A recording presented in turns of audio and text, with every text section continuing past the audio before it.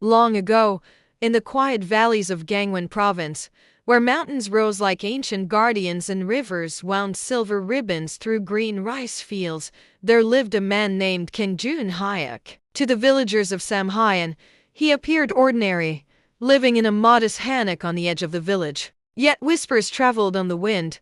Joon Hyuk had once walked in shadows, confronting enemies no ordinary man could face, and protecting people far beyond the reach of ordinary eyes. He had left that life behind, trading sword and stealth for brush and ink. Now, he spent his days creating stories that danced across paper like the streams behind his home. His most beloved tale, Crimson Sentinel, told of heroes who defended the weak, restored balance, and brought justice wherever darkness crept. Children from nearby villages would walk for hours along dirt paths to see the artist at work, their eyes wide with wonder as he painted bravery, wisdom, and virtue into every stroke. The joy of his life was his daughter, Lee So-min, a lively girl whose laughter scattered the morning mist from the rice paddies. She ran barefoot along narrow paths between fields, chasing dragonflies and listening to the whispers of the wind and river. His wife, Han Yi-rim, was a woman of quiet strength, as calming as the pine trees swaying on the hills.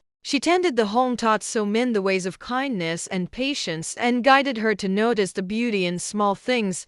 The first bloom of cherry blossoms, the song of cicadas in summer, the sunlight sparkling on rippling water. Yet even in these tranquil valleys, shadows from the past never fully disappeared. Rumors traveled on the wind. Enemies, cunning and dangerous, moved through distant mountains, seeking to disturb the peace Joon Hyuk had built. Strangers were glimpsed at village borders, and ominous signs, fallen trees, scorched fields, and strange animal tracks warned him that danger approached. In quiet moments, he recalled his old master's words: "True courage is measured not in battles afar, but in protecting those who depend on you most." In a nearby village called Hwajoing, there lived a lonely boy named Choi Min-jae. His parents labored endlessly in the fields, leaving him unseen. In solitude, he sought attention by playing tricks, shouting insults from behind fences, teasing younger children, or stealing fruit from orchards. Though he laughed at first, the villagers' sorrow grew, and the boy's heart began to feel heavy. One day, Min-jae wandered to Samhyeon and met Kang Joon Hyuk. The artist saw the boy as mischief and spoke gently: "True strength is not in causing fear, but in helping others, listening to the wind, and caring for the lives around you."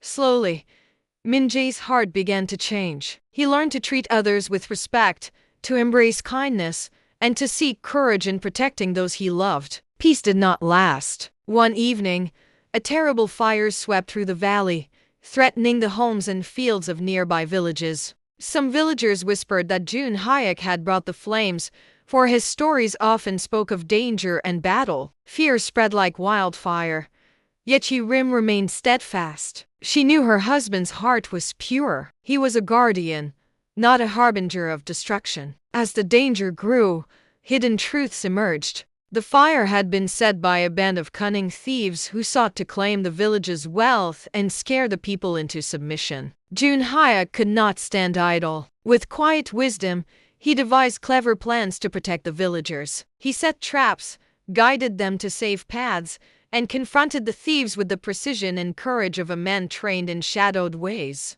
The greatest threat arose when the thieves tried to bury a terrible weapon in the mountains, a massive catapult filled with firewood, stones, and oil, capable of destroying the village's homes and fields. Joon Hyuk moved like a tiger through the forests. Using cunning and bravery, he dismantled the threat and drove the bandits away, ensuring the rivers, rice fields, and homes remained untouched. Throughout these trials, his heart remained anchored to his family. He cherished simple blessings: steaming bowls of rice in the morning, laughter echoing through the paddy fields, the quiet moments holding Yi-rim's hand as the sun set behind the mountains. These were treasures, each worth defending with every skill and ounce of courage he possessed. When peace finally returned, the villages celebrated not just survival, but the wisdom and bravery of one man. Crimson Sentinel became a tale told around fires, As children sat cross-legged listening to elders recount the bravery of Kang Joon Hyuk,